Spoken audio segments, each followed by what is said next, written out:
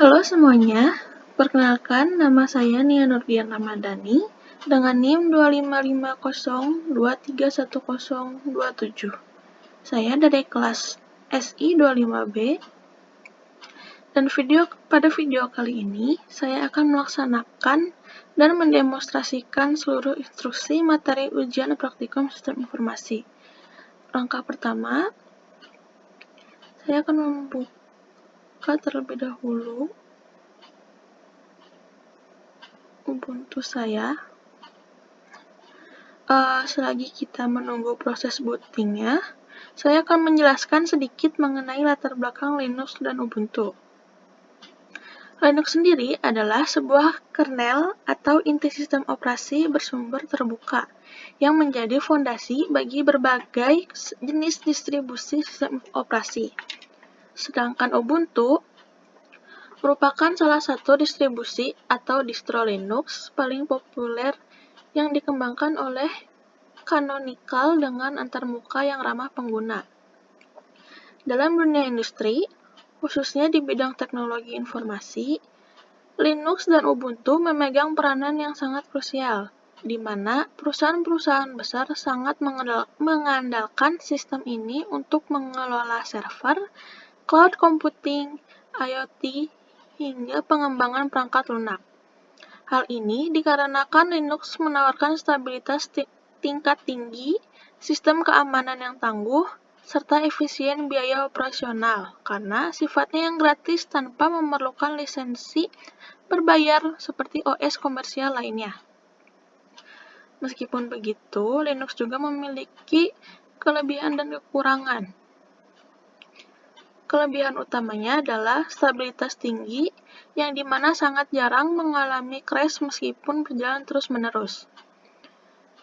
Yang kedua, keamanan tangguh, memiliki pertahanan yang kuat terhadap serangan virus dan cyber.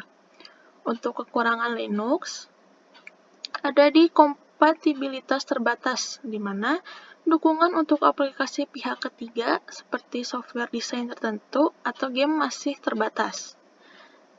Yang kedua, ada kurva belajar.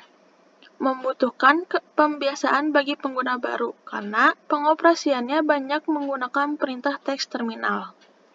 Untuk contoh OS lainnya, ada di Windows dan macOS, di mana kelebihannya itu user-friendly dan populer.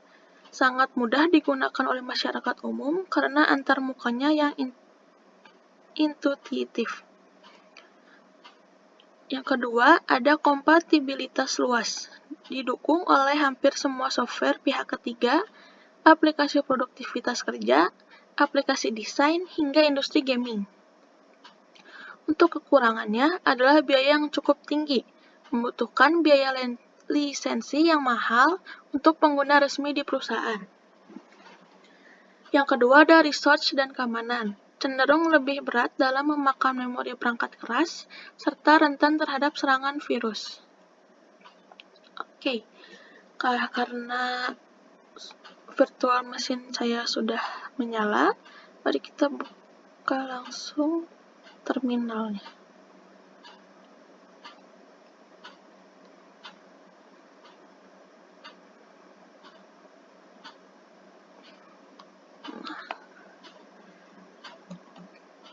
Di sini saya akan mendemonstrasikan bagian 1, yaitu pengecekan lingkungan dan monitoring sistem. Di sini saya akan mengetik uname -a.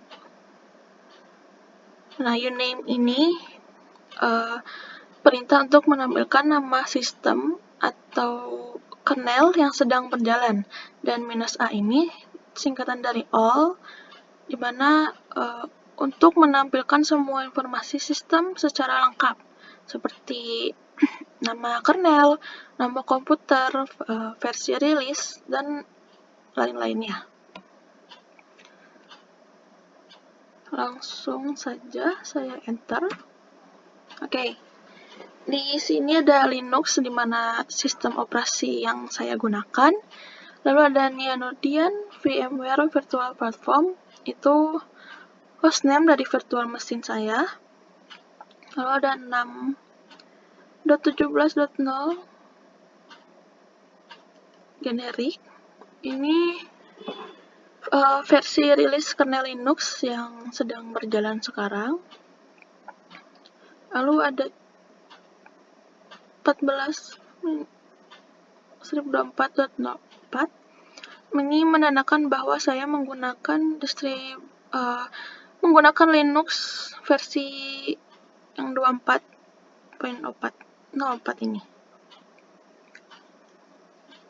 Lalu ini itu karakteristik kernel yang mendukung multiprocessing dan penjadwalan CPU yang dinamis.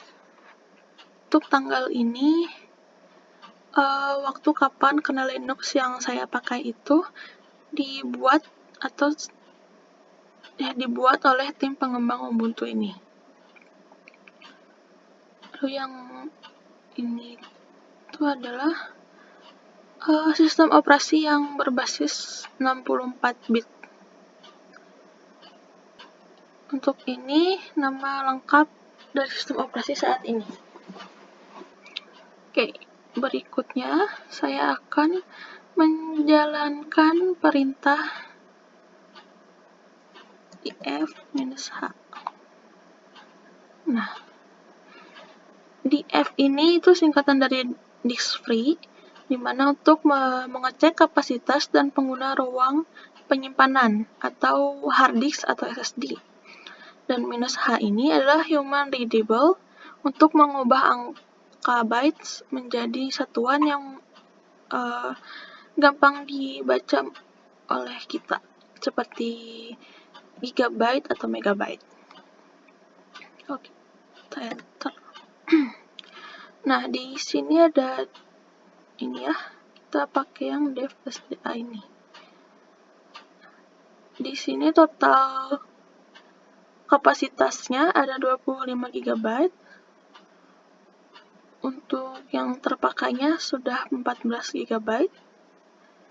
Sisa kapasitas 9,9. Karena yang terpakai 58% ya. Begitu. Selanjutnya kita menggunakan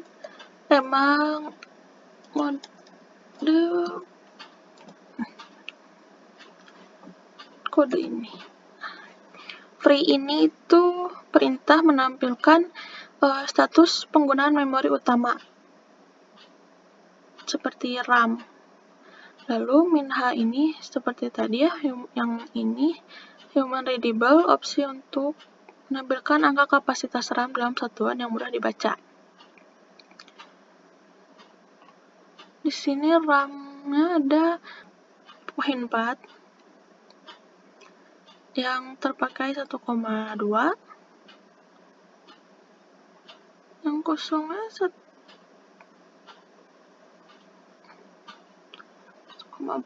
Oke, kita akan mengetik. Lalu ada table of process, di mana untuk menampilkan daftar program dan proses yang sedang berjalan di latar belakang secara real time. Nah, di sini CPU-nya ada satu. Ini tampilan real time-nya ya. CPU-nya untuk di sini, ini RAM-nya untuk di sini ya. Dan untuk keluar kita tinggal quit saja atau klik Q, ketik Q. Nah, ini dia udah selesai ya. Bisa dilihat.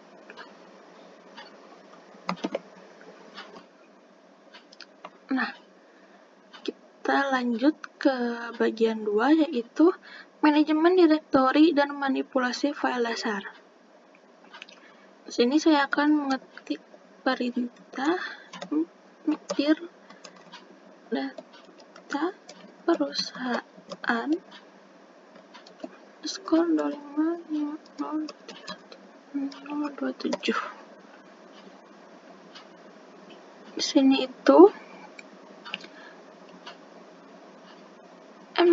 mkdir adalah singkatan dari make directory atau perintah Linux yang berfungsi untuk membuat sebuah folder atau direktori baru. Dan data perusahaan ini itu adalah nama folder yang saya buat. Kalau kita enter, kita akan masuk ke foldernya dengan mengetikkan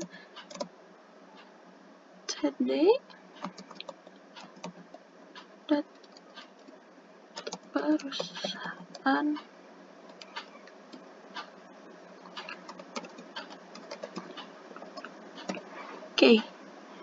Nah, dari cd ini itu dia change directory, perintah untuk berpindah atau masuk ke direktori aktif saat ini yang akan masuk ke foldernya.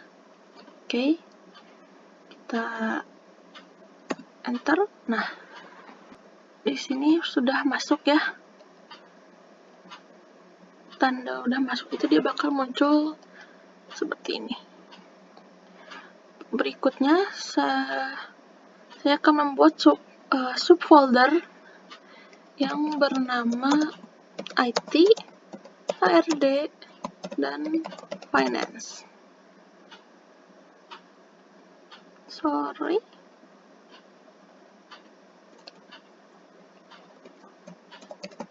Nah, saya akan membuat subfile bernama IT, HRD, dan Finance. Gimana nih cara tahu kalau folder ini tuh dia udah ada di dalam folder data perusahaan ini? Kita tinggal ketik ls, yaitu list, di mana perintah dasar Linux yang berfungsi untuk melihat, mendaftar, dan menampilkan seluruh isi file serta folder yang ada di dalam direktori saat ini. Maaf ya, ada ini.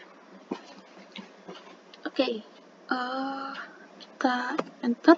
Nah, sini ada ya outputnya. Ada Finance, HRD, dan IT. Lalu kita masuk ke subfolder HRD.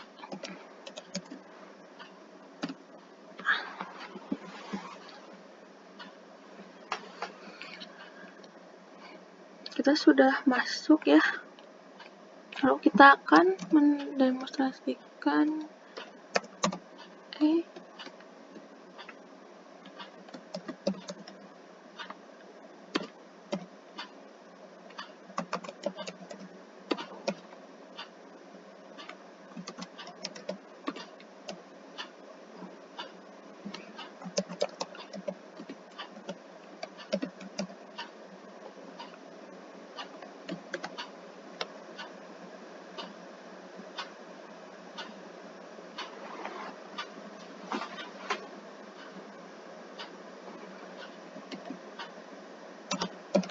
karyawan.txt.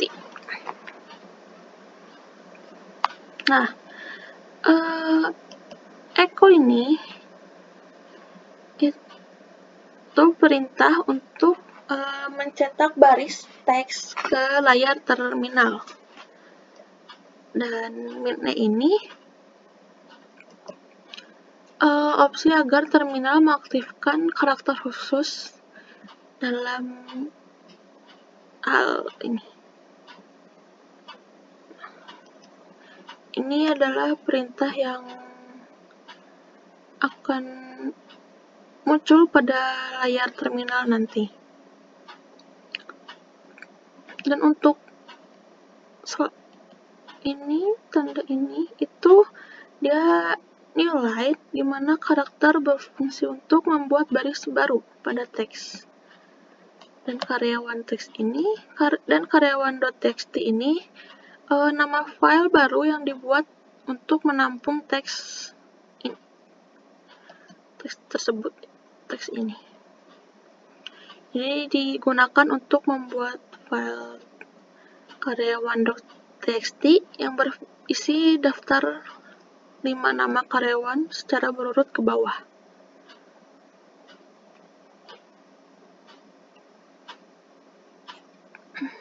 kita enter.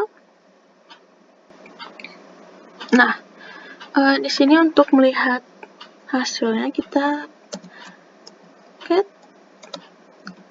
karyawan.txt. Nah, get ini itu concatenate, dimana perintah untuk membuka atau menampilkan seluruh isi dari suatu file secara langsung ke terminal.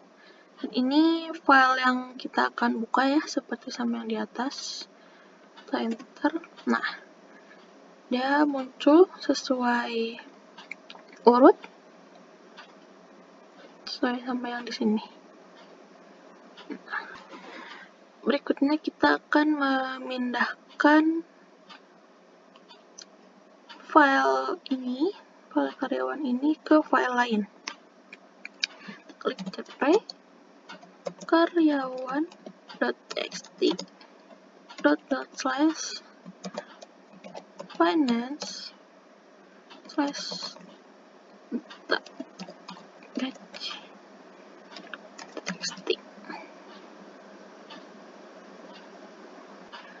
cp ini tuh dia copy yang dimana perintah untuk menyalin atau menduplikasi suatu file atau folder. Dan file yang awal ini yaitu karyawan.txt, file sumber yang akan disalin untuk file lainnya. Finance itu folder yang akan diletakkan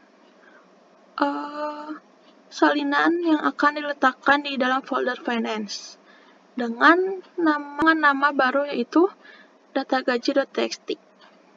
Seperti itu. Lalu kita enter. Untuk mengeceknya kita akan pindah ke file finance. Karena dia berada di file finance sekarang, bukan di file HRD lagi.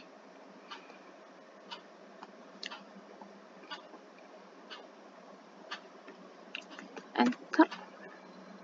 Ini kita sudah berpindah ya di folder finance. Kita akan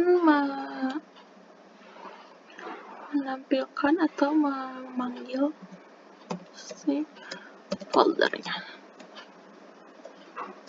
data gaji. Nah, ini ada ya bukti kalau ini sudah berpindah pada file lain.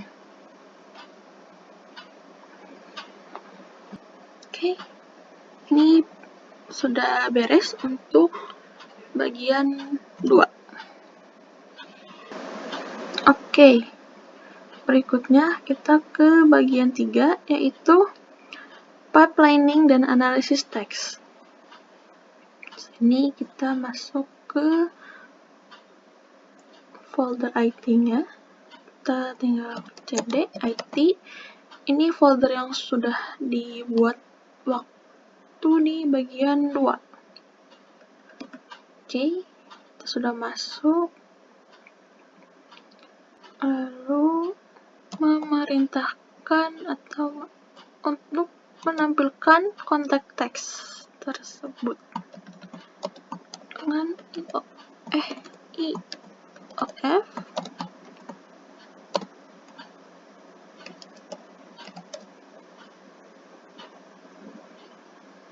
server.log.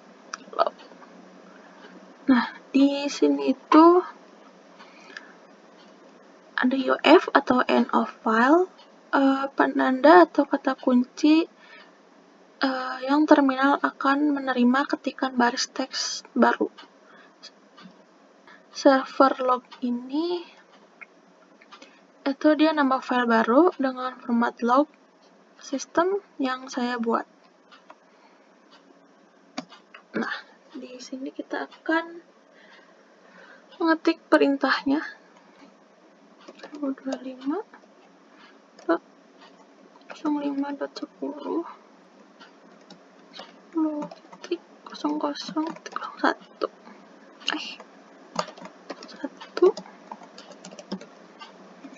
error koneksi database gagal. Berikutnya ada ini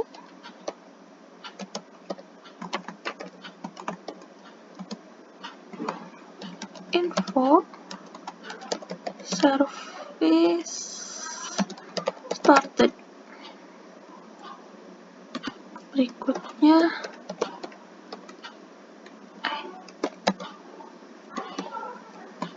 ada ini error timeout saat query. Lalu berikutnya ada ini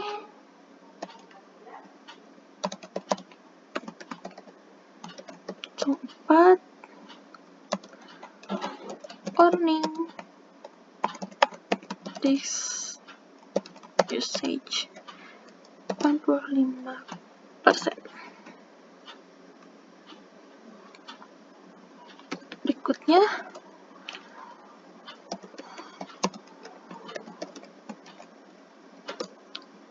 ada info user login sukses. Nah,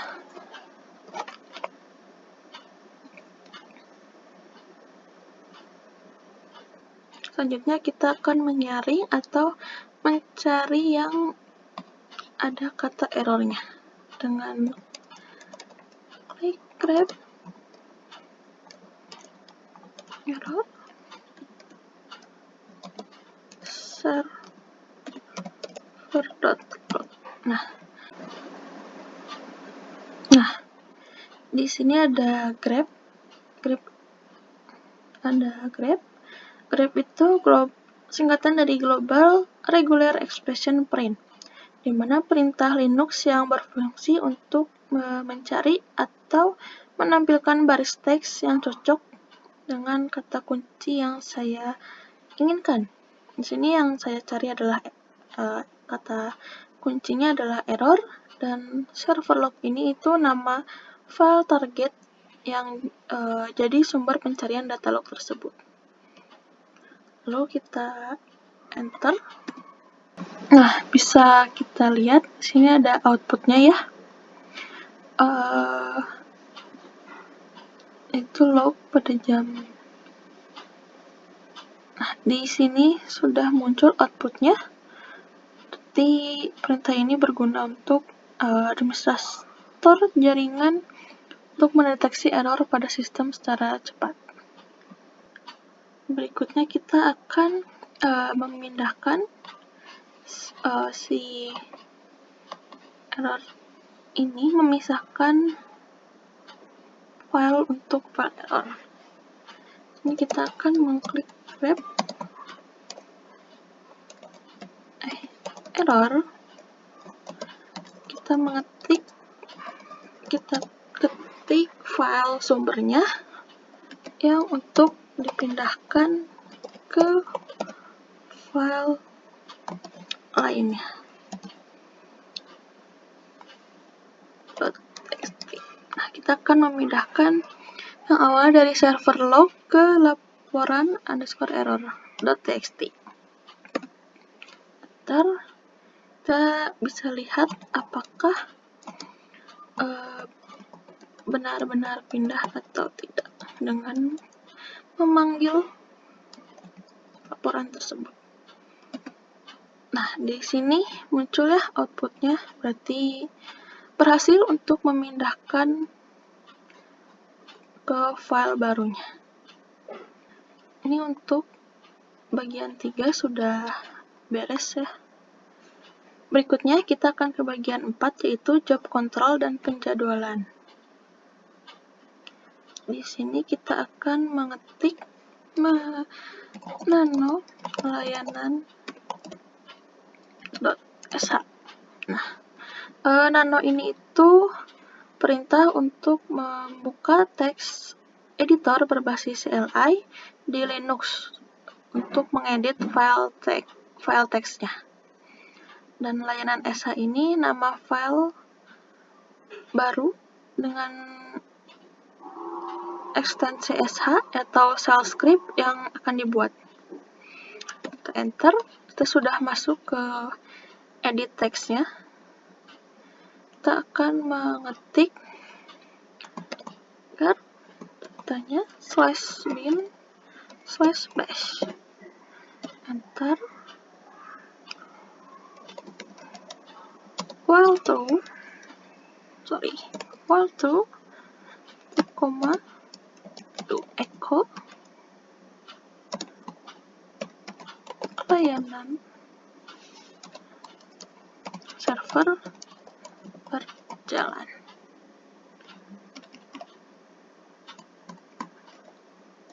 Sleep 3 done.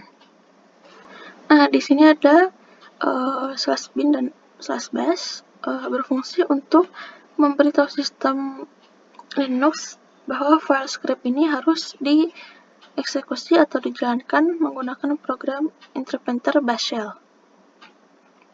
Kedua itu ada while true,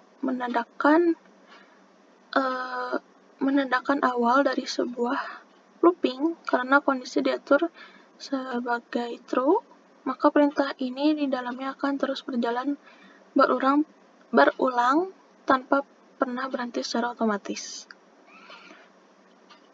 Lalu do ini itu untuk perintah yang wajib dikerjakan oleh perulangan tersebut. Dan echo ini itu perintah untuk mencetak kalimat teks tersebut ke layar terminal. Dan sleep 3 ini dia perintah untuk memberikan jeda atau waktu tunda selama 3 detik sebelum sistem melanjutkan ke iterasi perulangan berikutnya. Setelah itu kita klik done, kata kunci untuk menutup penanda akhir dari batasan blok kode perulangan. Kita klik Ctrl-O untuk save, lalu kita enter, Ctrl-X untuk keluar dari si edit teksnya itu. Berikutnya kita akan klik /layanan sh. // ini simbol penunjuk direktori aktif saat ini, dan layanan sh ini nama script yang akan dieksekusi. Kita enter. Oke, di sini muncul permission denied ya. Berarti file ini belum bisa dijalankan dan memunculkan pesan permission denied ini. Ya, berarti kita harus menambahkan perintah chmod +x layanan sh. Perintah ini itu berfungsi untuk mengubah hak akses file dengan menambahkan izin execute atau izin eksekusi dan bagian dari sistem keamanan ketat di Linux agar tidak ada skrip yang berjalan secara ilegal dan membahayakan keamanan sistem. Kita enter. Kita klik kembali /layanan.sh. Nah, setelah layanan berhasil, sudah ya, kita klik Ctrl+Z. Nah, sini layanan terstop ya. Berarti berjalan dengan lancar. Berikutnya kita akan klik BG atau background, di mana untuk melanjutkan kembali proses yang dihentikan tersebut di latar belakang ini. Kita enter. Layanan sedang berjalan. Ke Ctrl+Z lagi. Ctrl+C, maaf. Oh, apa ini? CFG dot. Oh, wow. Nah, off. Tadi ada sedikit salah klik saya. Di sini ketika Ctrl Z bisa di stop. Berikutnya ada FG atau foreground untuk menarik kembali proses yang sedang berjalan ini. Enter.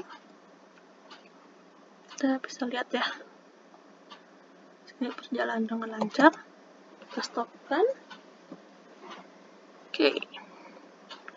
Perintah selanjutnya kita akan mengetik echo dot di message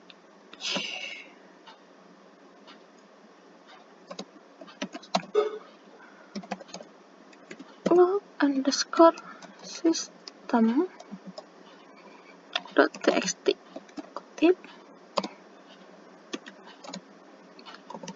at now plus 2 minutes. Saya melakukan penjadwalan tugas otomatis menggunakan perintah echo di message direction log underscore system.txt pipeline at now plus 2 minutes. Di sini itu berarti perintah ini itu berfungsi untuk memerintahkan sistem Linux agar menjalankan pencatatan pesan kernel ini ke dalam file log system.txt secara otomatis tepat 2 menit dari sekarang. Ini bisa kita ubah ya. Kita enter. Using, dan ini bisa dilihat 2 menit dari sekarang ya. Ini 27, ini sejauh ini sudah berhasil. Dari awal hingga akhir hanya ada beberapa error dan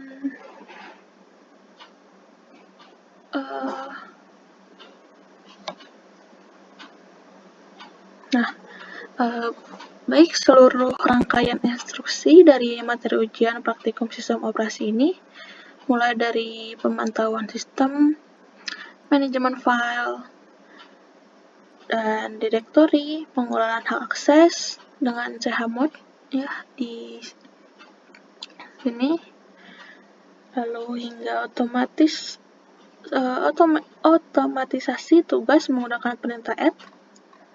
Telah selesai saya demonstrasikan dengan baik. Dari praktikum ini saya dapat menyimpulkan bahwa penguasaan perintah dasar terminal Linux sangatlah penting dalam mendukung efisien manajemen sistem dan otomatisasi kerja di lingkungan administrasi, jaringan, dan industri teknologi informasi.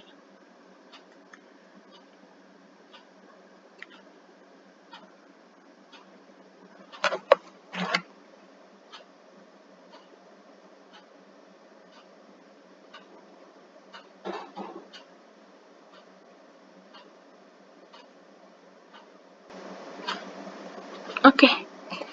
Nah, ini bagian 1 sampai bagian 4 sudah selesai. Saya akan ke bagian 5, yaitu konsep multiprocessing, fork, dan thread. Sini analisis fork. Mengapa saat program dijalankan, hasil cetakan teks parent dan child terkadang posisinya balap-balapan atau tidak selalu urut. Karena hal ini karena parent dan child itu berjalan secara bersamaan dan bersaing mendapatkan sumber daya CPU. Dan Linux juga menggunakan komponen bernama CPU scheduler untuk mengatur giliran eksekusi proses tersebut. Karena kecepatan eksekusi CPU sangat tinggi dan penjadwalan ini bersifat dinamis, dan urutan proses yang selesai duluan tidak diprediksi sehingga output terlihat saling mendahului atau balap-balapan. Yang kedua itu apa yang membedakan proses parent dan child? Yang membedakan parent dan child itu adalah PID atau proses ID atau nomor identitas unik prosesnya, di mana parent memiliki PID asli, sedangkan child akan mendapatkan PID baru yang unik dari sistem Linux. Berikutnya analisis thread. Apa bedanya proses fork dengan thread dalam membagi memori komputer? Untuk fork itu, dia membangun pabrik baru yang benar-benar terpisah, di mana fork menduplikasi seluruh ruang memori sehingga membutuhkan alokasi memori komputer baru yang besar dan terpisah dari induknya. Dan sedangkan thread itu menambah jumlah pekerja di dalam pabrik yang sama, sehingga thread tidak membuat ruang memori baru, melainkan berjalan di dalam satu ruang dan saling berbagi fasilitas data milik proses induknya. Jadi, fork ini lebih boros memori dan lambat karena mengisolasi memori, sedangkan thread jauh lebih hemat memori dan cepat karena menggunakan memori secara bersama-sama. Oke, itu penjelasan bagian 5 dari saya. Dan seluruh rangkaian instruksi dari materi ujian praktikum sistem operasi, mulai dari pemantauan sistem, manajemen file dan direktori, pengelolaan hak akses dengan chmod, hingga otomatisasi tugas menggunakan perintah add. Setelah selesai, saya demonstrasikan. Dari praktikum ini, saya dapat menyimpulkan bahwa penguasaan perintah dasar terminal Linux sangatlah penting dalam mendukung efisiensi, manajemen sistem, dan otomatisasi kerja lingkungan, administrasi, jaringan, dan industri teknologi informasi. Dan saya rasa cukup, sekian demonstrasi video praktikum dari saya. Mohon maaf apabila ada kesalahan kata atau suara-suara lain dan kekurangan selama penyampaian materi dalam video ini. Terima kasih atas perhatiannya.